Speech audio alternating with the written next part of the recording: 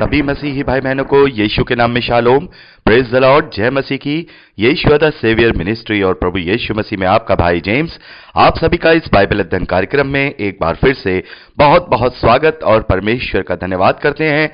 हम अध्ययन कर रहे हैं पतरस की पहली पत्रिका और एक छोटी सी प्रार्थना के साथ आज के अध्ययन को हम शुरू करेंगे। हालेलुया, धन्यवाद पिता परमेश्वर, धन्यवाद करते हैं आपके अद्भुत रीति वाले प्रेम के लिए जो आपने अपने इकलौते पुत्र को देकर हम सभी पर प्रकट किया। धन्यवाद करते हैं महान पिता परमेश्वर आपके अनुग्रह के लिए, आपके महान प्रेम के लिए, आपकी तमाम आशीषों के लिए। धन्यवाद करते हैं इस बाइबल अध्ययन कार्यक्रम के लिए जिससे हम आशीषित हो रहे हैं। होने दीजिए महान पिता परमेश्वर, आज के अध्ययन में पवित्र आत्मा हमारी अगुवाई करे, सहायता करे, मदद करे, सत्य वचनों को सत्य रीति से सिखाए ताकि हम आपके ग्रहण योग्य बनने पाए। पिता परमेश्वर, सारी व्यवस्थाओं को हम आपके हाथों में सौंपते हैं। रिकॉर्डिंग किए जाने को, वचन को समझने और समझाए जाने को, हर एक बात को पिता परमेश्वर हम आपके जोरावर हाथों में सौंपते हैं। आप हमारी मदद और अगुवाई कीजिए। सारा आदर देते हैं, सारी महिमा देते हैं और इस प्रार्थना को यीशु के सामर्थी और मीठे नाम में मांगते हैं, आमीन। मेरे प्यारे भाई बहनों, अब तक हमने पतरस की पहली पत्री में उसका 3रा अध्याय 15वें वचन तक का अध्ययन किया था। अब समय है कि हम 16वें वचन से आगे का अध्ययन करें। यहां 16वें वचन में पतरस लिखते हैं, और विवेक भी शुद्ध रखो, इसलिए कि जिन बातों के विषय में तुम्हारी बदनामी होती है उनके विषय में वे जो मसीह में तुम्हारे अच्छे चाल चलन का अपमान करते हैं लज्जित हो।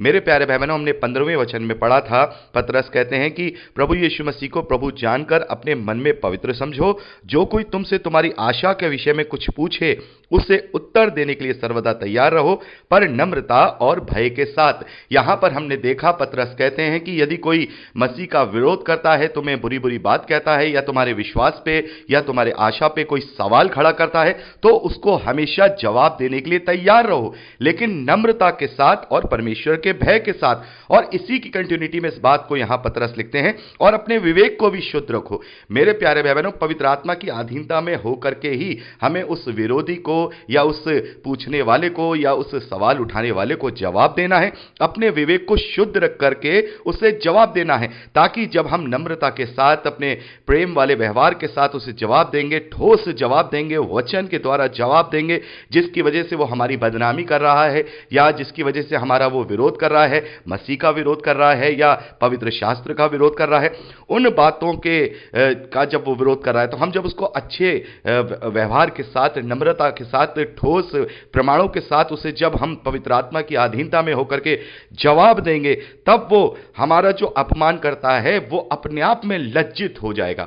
वो इस बात को सोचने के लिए मजबूर हो जाएगा कि मैंने इनके साथ कैसी भाषा का या मैंने इनके साथ कैसा व्यवहार किया और ये पलट कर मेरे साथ वैसा व्यवहार नहीं कर रहे हैं। तब वो अपने उन बातों के लिए जो उन्होंने की थी, जो उन्होंने गलत गलत शब्द बोले थे, उनके लिए वो लज्जित होंगे। तो यहां पर पतरस कह रहे हैं कि हमें हमेशा जो विरोधी हैं उनको जवाब देने के लिए, या फिर जो हमसे कुछ पूछना चाहते हैं, हमारे विश्वास और आशा के विषय में कोई सवाल उठाता है, तो हमें हमेशा उनको जवाब देने के लिए तैयार रहना है, लेकिन पूरे विवेक के शुद्धता के साथ, नम्रता के साथ, पवित्र आत्मा की अधीनता के साथ। आगे 17वें और 18वें वचन में पतरस लिखते हैं, क्योंकि यदि परमेश्वर की यही इच्छा हो कि तुम भलाई करने के कारण दुख उठाओ, तो बुराई करने के कारण दुख उठाने से ये उत्तम है।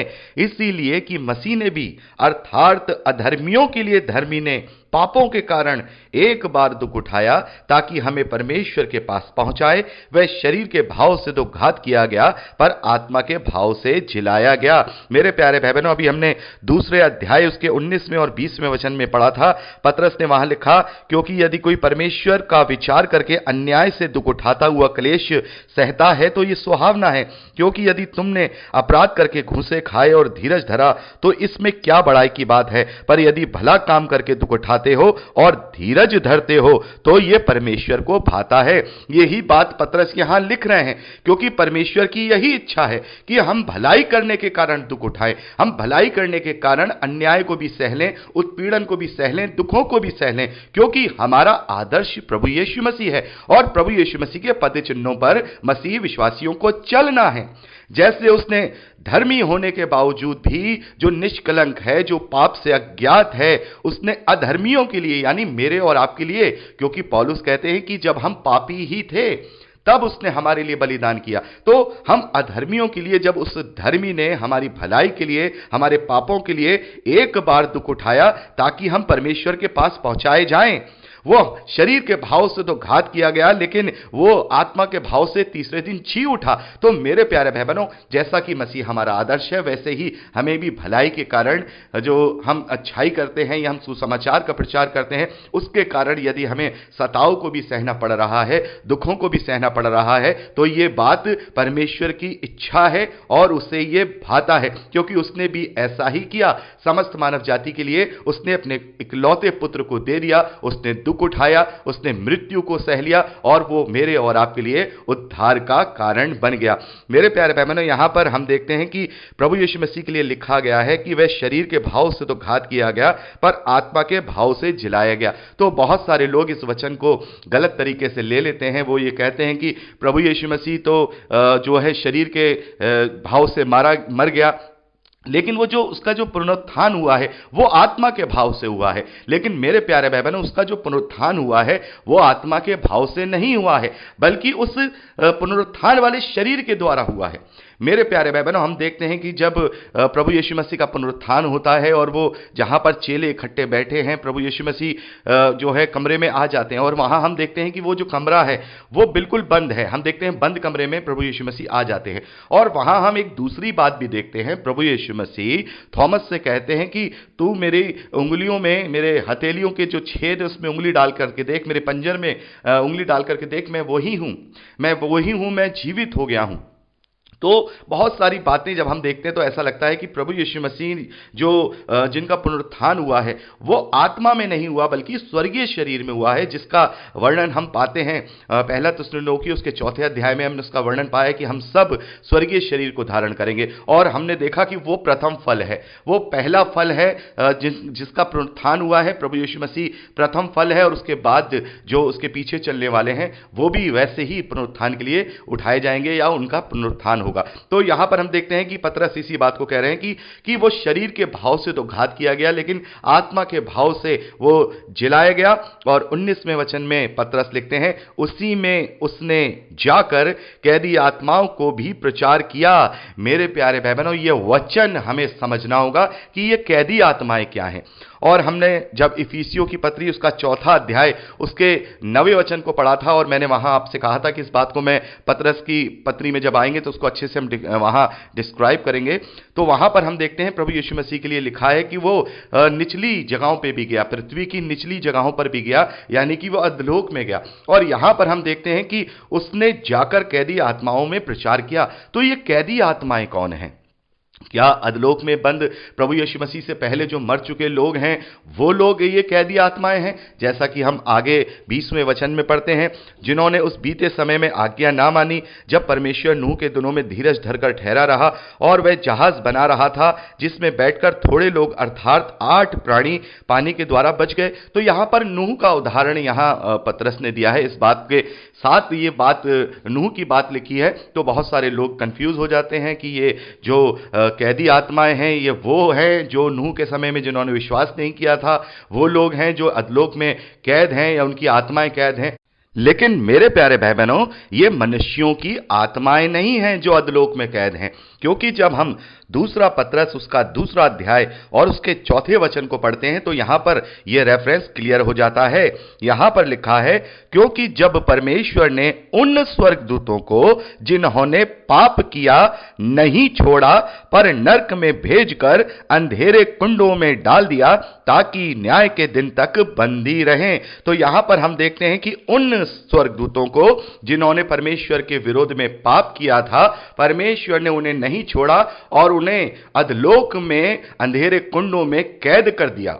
तो यहां पर जो हम देख रहे हैं कैदी आत्माएं, तो ये वही कैदी आत्माएं हैं। अब आत्माओं को हम स्वर्गदूतों से कैसे जोड़ सकते हैं? हमने इब्रानियों की पत्री में पढ़ा था, वहां पर स्वर्गदूतों को आत्माएं कहा गया है। वहां पर लेखक ने लिखा है, क्या ये स्वर्गदूत वो सेवा करने वाली आत्माएं नहीं हैं? तो हम देखते हैं कि स्वर्गदूतों को भी आत्माएं कहा जाता है। तो यहां हम देख रहे हैं जो कैदी आत्माएं हैं वो स्वर्गदूत हैं जिन्होंने परमेश्वर के विरोध में पाप किया है और परमेश्वर ने उन्हें अधलोक में बंदी बना दिया है, कैद कर दिया है, और इन्हीं के बीच में प्रभु यीशु मसीह प्रचार करते हैं। मेरे प्यारे भाई बहनों, ये वो वाला प्रचार नहीं है जैसा कि हम लोग प्रचार करते हैं। यहां जब हम पतरस की पत्री को देखते हैं जो ग्रीक भाषा में लिखा गया है, वो शब्द जो प्रचार के लिए वहां पर इस्तेमाल हुआ है उसका मतलब होता है उद्घोषणा करना, या हम सामान्य भाषा में कहें ऐलान करना, यानी कि घोषणा कर देना, ऐलान कर देना कि अब मैं मृत्यु पर जयवंत हो गया हूं, देखो अब तुम्हारा समय निकट है, अब तुम्हारा समय निकट है, तुम उस लूसीफर के साथ हो गए थे। मेरे प्यारे भाई बहनों, ये वही स्वर्गदूत हैं जो लूसीफर के साथ हो गए थे, और इस बात को हम प्रकाशित वाक्य उसके 12वें अध्याय 4थे अध्याय में पढ़ते हैं, माफ कीजिएगा 12वें अध्याय 4थे वचन में पढ़ते हैं कि लूसीफर ने 1/3 स्वर्गदूतों को अपने साथ मिला लिया था, और इन्हें इंग्लिश में फॉलन एंजल कहते हैं, या फिर हम कहें गिराए हुए स्वर्गदूत। इन्हें स्वर्ग से परमेश्वर ने बाहर निकाल दिया था, और ये स्वर्गदूत जब इस धरती पर आए और उनके पास पावर्स थी, उनके पास वो सारी चीजें थी, तो इनका पाप क्या था? एक पाप तो ये था कि उन्होंने परमेश्वर का विरोध किया, लेकिन उन्होंने उनसे भी बढ़कर, उनमें से कुछ स्वर्गदूतों ने जिनके पास ये पावर थी कि वो मनुष्यों का रूप रख सकते थे। मेरे प्यारे भाई बहनों, बहुत सारे स्वर्गदूतों को हम पुराने नियम में देखते हैं जो मनुष्यों का रूप धर करके आते हैं। इब्राहिम के टाइम पे देखते हैं, लूत के समय में भी हम देखते हैं। तो स्वर्गदूतों में अलग अलग पावर्स हुआ करती थी या होती हैं। तो कुछ स्वर्गदूत उसमें ऐसे भी थे जो मनुष्यों का रूप रख लेते थे, और इस बात को हम उत्पत्ति की पुस्तक उसके 6ठे अध्याय में पढ़ते हैं।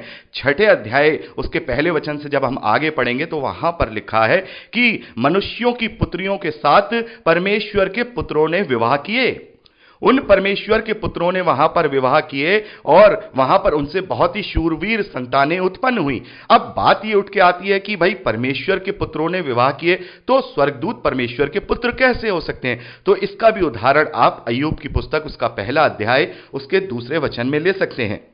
वहां पर जब हम पढ़ेंगे तो वहां पर जो स्वर्गदूत हैं उन्हें परमेश्वर के पुत्र के रूप में लिखा गया है। वहां लिखा है कि जब परमेश्वर के पुत्र परमेश्वर के सामने उपस्थित हुए तो वहां पर उनके बीच में शैतान भी आया। तो यहां हम देखते हैं कि परमेश्वर के पुत्र उस वक्त कौन है? क्या मनुष्य उस वक्त है? क्योंकि हम देखते हैं कि कोई स्वर्ग नहीं चढ़ा, केवल प्रभु यीशु मसीह। तो उस वक्त तो कोई स्वर्गदूत नहीं, माफ कीजिएगा, उस वक्त तो कोई मनुष्य वहां नहीं है। तो परमेश्वर के सामने जो परमेश्वर के पुत्र उपस्थित हुए हैं वो कौन है? ऑब्वियस है, वो स्वर्गदूतों के लिए लिखा गया है, क्योंकि पुरानी जो हिब्रू भाषा है, जो एशियंट जिसे बोलेंगे हिब्रू भाषा है, उसमें जो स्वर्गदूत हैं उनके लिए परमेश्वर का पुत्र भी का जो शब्द है वो इस्तेमाल किया जाता था। तो अब लौट के आते हैं उत्पत्ति की पुस्तक उसके 6ठे अध्याय में। वहां पर हमने देखा कि मनुष्यों की पुत्रियों के साथ परमेश्वर के पुत्रों ने विवाह किए और बहुत ही उनकी जो संतानें हुई वो बड़ी शूरवीर उत्पन्न हुई। और उसके आगे जब हम पढ़ेंगे 6ठे अध्याय में तो वहां देखेंगे कि बहुत ज्यादा पाप बढ़ गया। परमेश्वर ने देखा कि ये क्या कर रहा है शैतान, और शैतान के जो साथ मिले हुए स्वर्गदूत हैं ये क्या कर रहे हैं? ये तो मेरे निजाम को बिगाड़ने की कोशिश कर रहे हैं। इन्होंने तो आदम के जो संतानें हैं उन्हें ही भ्रष्ट कर दिया, उनके साथ मिलकर के इन्होंने एक अलग ही जाति बना दी। क्योंकि वो लोग जो हुआ करते थे, आप इसको अच्छे से पढ़िएगा उत्पत्ति की पुस्तक में, वो बड़े शूरवीर और उनकी कद काठी भी बहुत ऊंची हुआ करती थी। तो उनमें जो स्वर्गदूत हैं उनके गुण आ रहे थे, तो उनमें अलौकिक गुण आ रहे थे। तो वहां वो बिल्कुल मानव जाति बिल्कुल अलग तरीके से अलग रास्ते पे जा रही थी। तो वहां देखते हैं फिर परमेश्वर ने पूरी धरती को एक बार जल प्रलय लाके नष्ट कर दिया और केवल 8 प्राणी बचे।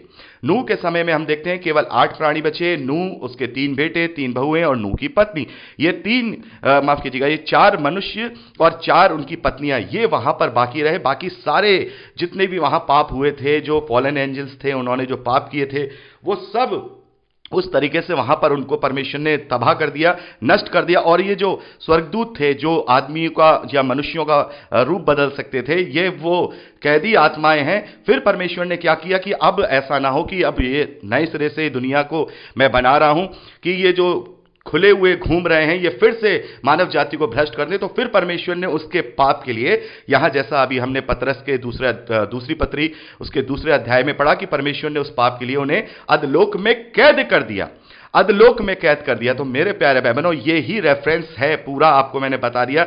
बहुत सारे भाई बहन ये जानना चाहते होंगे कि वो परमेश्वर के पुत्र कौन हैं, अधलोक में कैदी आत्माएं कौन हैं। तो परमेश्वर ने उन्हें, केवल उन्हें जिन्होंने उस वक्त धरती पर पाप किया था, सभी स्वर्गदूतों के नहीं। बहुत सारे लोग ये सोचते हैं कि सभी स्वर्गदूतों को, माफ कीजिएगा, वो गिरे हुए स्वर्गदूत हैं, उन्हें हम दुष्ट आत्माएं भी कह सकते हैं। सभी को नहीं, केवल उनको जिनके पास ये पावर्स थी कि वो मनुष्यों का रूप बदल सकते थे, सबको अधलोक में डालकर न्याय के दिन तक के लिए कैद कर दिया, ताकि फिर वो कभी इस प्रकार के कार्य इस धरती पर ना कर पाए। लेकिन अभी बाकी और जो दुष्ट आत्माएं हैं, जो शैतान की आत्मिक सेनाएं हैं, वो इस धरती पर कार्य करती हैं, हमें हमारी परीक्षा के लिए या हमें सताने के लिए वो उस तरीके से काम करती है। लेकिन परमेश्वर ने अपने निजाम को बचाने के लिए, अपनी कुदरत को बचाने के लिए उन स्वर्गदूतों को कैद कर दिया। तो यहां पर उन्हीं कैदी आत्माओं में जाकर प्रभु यीशु मसीह ने उद्घोषणा की है, प्रचार नहीं किया है। प्रचार नहीं किया है, बहुत सारे लोग गलत समझें, यह प्रचार नहीं किया है। इसको अगर हम ग्रीक भाषा की बाइबल में पढ़ते हैं तो वहां पर ये उद्घोषणा का शब्द है, ऐलान किया उसने कि देखो मैं मृत्यु पर जयवंत हो गया। तो मेरे प्यारे भाई बहनों, आगे की बात हम अगली रिकॉर्डिंग में करेंगे। प्रभु आपको आशीष दे। Praise Lord.